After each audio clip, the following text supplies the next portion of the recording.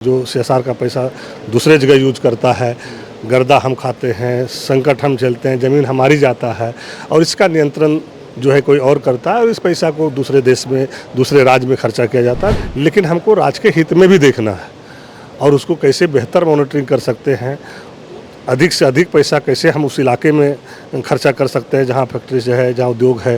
तो उसके लिए हम लोगों ने आज जो है पहला मीटिंग किए हैं। फीस दे रहे थे मंत्री जी, तो उन्होंने कहा कि सीसीएल और टाटा जैसी कंपनियां जो हैं, जो एक बड़ा शेयर जो है, और उन्होंने बहुत सारे एग्जांपल भी दिखाए कि कौन कौन ज़िला में जो है उनकी पहुंच है।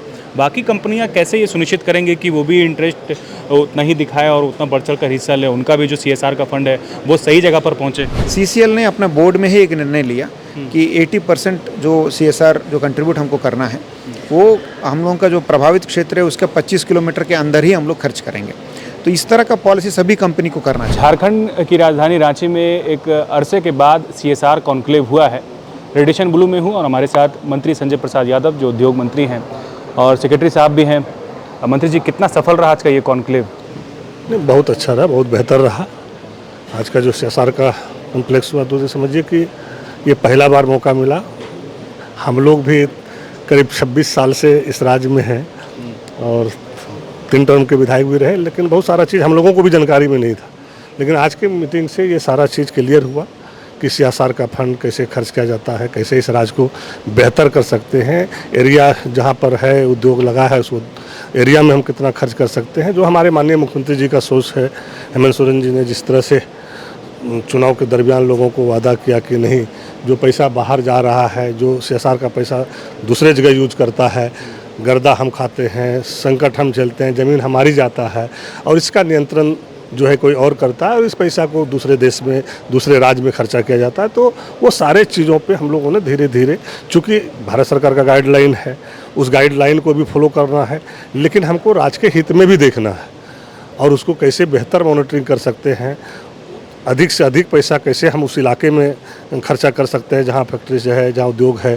तो उसके लिए हम लोगों ने आज जो है पहला मीटिंग किए हैं और बड़े पैमानों पे, बहुत जल्द हम लोग बड़े पैमानों पे भी ये मीटिंग बुलाएंगे और पूरे देश के बाहर के लोगों को भी और देश के लोगों को भी बुलाएंगे कि और बेहतर कैसे हम लोग कर सकते हैं इसको, इस पर कैसे हम लोग मजबूती से आगे बढ़ सकते हैं, उसके लिए भी हम लोग काम करेंगे। सर, आपने जब आपने भाषण सुना था आपने कहा कि ज़मीन हमारा, सब कुछ हमारा, लेकिन फल कोई और खाता है। तो ये कैसे सुनिश्चित होगा सर? कैसे धरातल पर चीज़ें उतर पाएंगी और कितना समय इसमें जो है? तो हमने तो बताया ना, इसीलिए कि हम लोग मॉनिटरिंग सेल बना रहे हैं कि चूंकि ये तो भारत सरकार की गाइडलाइन है तो हम उसको आदेश नहीं दे सकते, लेकिन नियंत्रण कर सकते हैं। नियंत्रण करने का रूल्स है और उसको हम कैसे बेहतर और कर सकते हैं, उससे कैसे बेहतर हम यहाँ खर्च करा सकते हैं, उसके लिए मॉनिटरिंग तो कर सकते हैं। जैसे अभी हम लोग को पता नहीं है कि भाई इस साल में आपका क्या प्रॉफिट आया है, हम खुद नहीं जान रहे हैं, तो हम कैसे समझेंगे कि 2% पैसा आप कहाँ खर्च कर रहे हैं, किस जगह खर्चा किए, कौन सा जिला में किए या कौन सा राज्य में किए, किस कहाँ ले गए पैसा। तो ये एक मॉनिटरिंग करने के बाद ये सार्वजनिक रहेगा और पूरा चीज़ जो है सिस्टम में आ जाएगा कि भाई इस साल में इनका ये प्रॉफिट हुआ है, इतना जो है 2% कहाँ खर्च कर रहा है या कहाँ करना है। अभी हमारे सेक्रेटरी साहब ने भी बताया कि भाई पंचायत प्रतिनिधि से लेके चाहे एमपी हो, विधायक हो, उनकी भी सुझाव वहाँ पे लेना चाहिए कि बेहतर काम क्या हो सकता है, यहाँ के जनहित में क्या हो सकता है, लोकल क्या प्रॉब्लम्स है, वो प्रॉब्लम्स को हम कैसे जो है क्लियर कर सकते हैं या उसको कैसे फ़ायदा पहुंचा सकते हैं। उसके लिए बेहतर हम लोगों ने जो है बात करके उसको कर सकते हैं। उसमें कितनी गंभीरता के साथ जो है आज के बाद, मतलब अगले दिन से लगने वाले हैं आप तो देखिए, जिस गंभीरता के साथ पूरे टीम ने हम लोग के साथ साथ और उद्योग जगत के भी जितने पदाधिकारी आए थे, आप देखें कि बड़ी गंभीरता से सुन रहे थे। सबने अपनी अपनी राय भी रखा, विचार भी रखा, उसके बाद डिस्कस भी हुआ और हमारे सेक्रेटरी साहब ने एकदम साफ़ सुथरा क्लियर बता दिए लोगों को, एकदम कहीं कोई भेग में नहीं रखा, साफ़ सुथरा बताने काम का। तो निश्चित रूप से वो भी तो समझ रहा है ना कि भाई हम भी तो एक जीव हैं, हमें भी तो पता होना चाहिए कि जब यहाँ के लोगों को संकट है, यहाँ के लोगों को कठिनाई है, यहाँ के लोगों का हम ज़मीन लिए हैं, उस पर हम पैसा कमा रहे हैं, तो पहले तो यहाँ का डेवलपमेंट हो तभी ना फिर दूसरे। तो वो भी समझदार लोग हैं, वो लोग भी पॉजिटिव बातें किया है। फिर कॉमर्स के लोगों के साथ भी हम लोगों का मीटिंग होगा, उसमें बेहतर और जो प्रदर्शन हो सकता है, बेहतर जो कर सकते हैं, हम तो बताएं कि बहुत कम समय में बड़ा सेमिनार होगा और उसमें बहुत सारे चीज़ और खुल के होगा। उन लोगों से भी हम लोग लेंगे, हम लोगों ने भी अपनी राय देंगे ताकि इस राज्य को बेहतर करना है। इस राज्य में रोजगार का बढ़ावा कैसे हो, यहाँ के लोगों को रोजगार कैसे मिले, पलायन कैसे रुके, जो हमारे माननीय मुख्यमंत्री जी का सोच है उस पर हम लोग अब खरे उतरने जा रहे हैं और मजबूती से हम लोग आगे बढ़ेंगे। सेक्रेटरी साहब से यही सवाल ले लेते हैं सर। जब स्पीच दे रहे थे मंत्री जी तो उन्होंने कहा कि CCL और टाटा जैसी कंपनियां जो हैं, जो एक बड़ा शेयर जो है, और उन्होंने बहुत सारे एग्जाम्पल भी दिखाए कि कौन कौन ज़िला में जो है उनकी पहुंच है।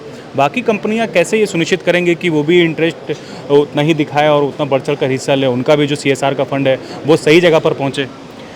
इसमें जैसे माननीय मंत्री जी ने बताया, अभी ये बाध्यता कंपनीज़ के ऊपर कंपनीज एक्ट के तहत हैं, तो जो केंद्र सरकार का एक्ट है और गाइडलाइन है, तो उसमें जो गाइडलाइंस के विपरीत अगर कोई काम करता है तो कंपनी पे 1 करोड़ पेनल्टी लगाने का भी प्रावधान है और संबंधित पदाधिकारी को भी 2 लाख रुपया का पेनल्टी का प्रावधान है। तो व्यक्तिगत रूप से बोर्ड के पदाधिकारी इसको सुनिश्चित करें, जबकि ये गाइडलाइन में कहीं ये नहीं कहता है कि जहां आपका कंपनी ऑपरेशंस कर रहा है उसी के नियर में आपको खर्च करना है।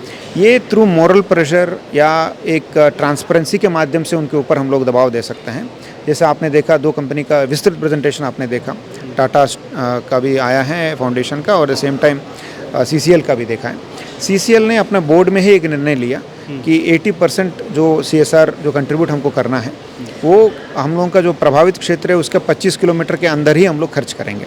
तो इस तरह का पॉलिसी सभी कंपनी को करना चाहिए। जैसे एट द सेम टाइम हम लोग उनके ऊपर कोई लीगल बाइंडिंग नहीं दे सकते हैं या उनको कोई ये पेनलाइज नहीं कर सकते हैं, इस तरह का नहीं करेंगे तो।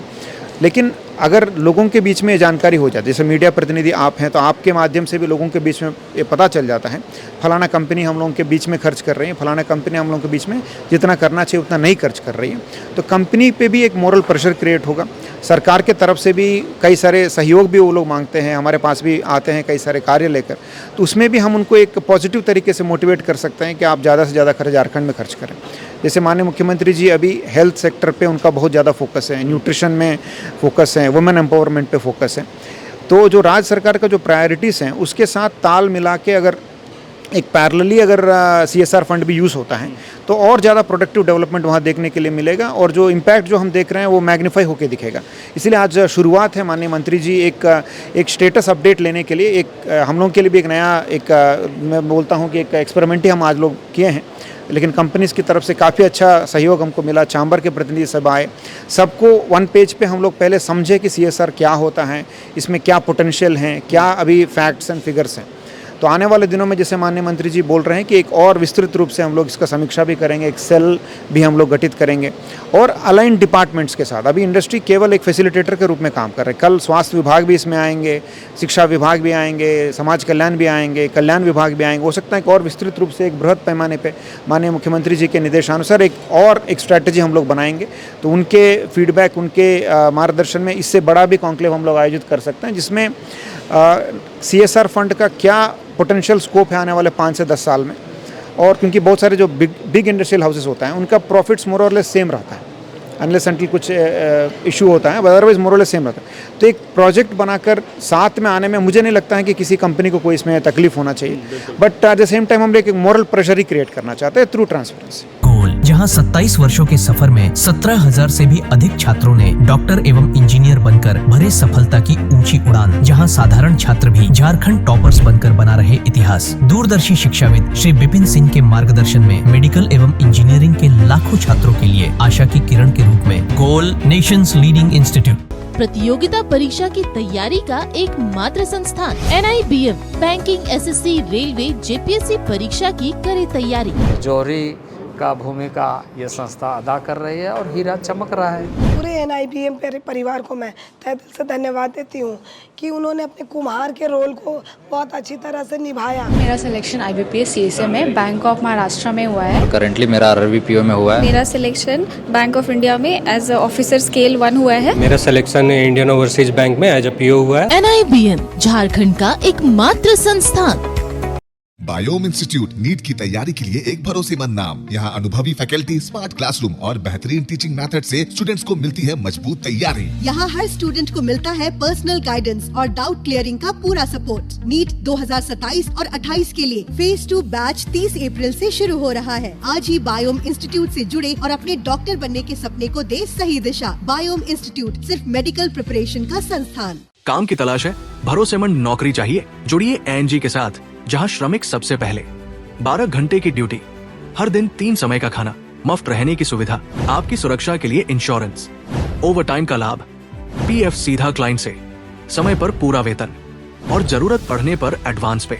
ANG मैन पावर सॉल्यूशंस, सम्मान के साथ काम, भरोसे के साथ कमाई।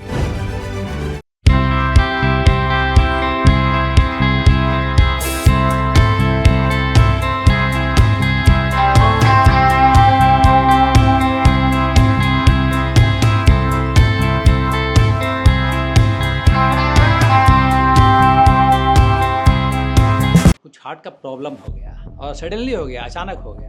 तो Jeevan Jyoti super specialist hospital में एडमिट करके इनका एंजियोग्राफी कराया। एंजियोग्राफी करने के बाद वो अपना रिपोर्ट दिया कि इनका 95% प्लस ब्लॉकेज है, स्टेंट से काम नहीं चलेगा, इनको बाईपास करना ही पड़ेगा। तो कबीर हर्ब है।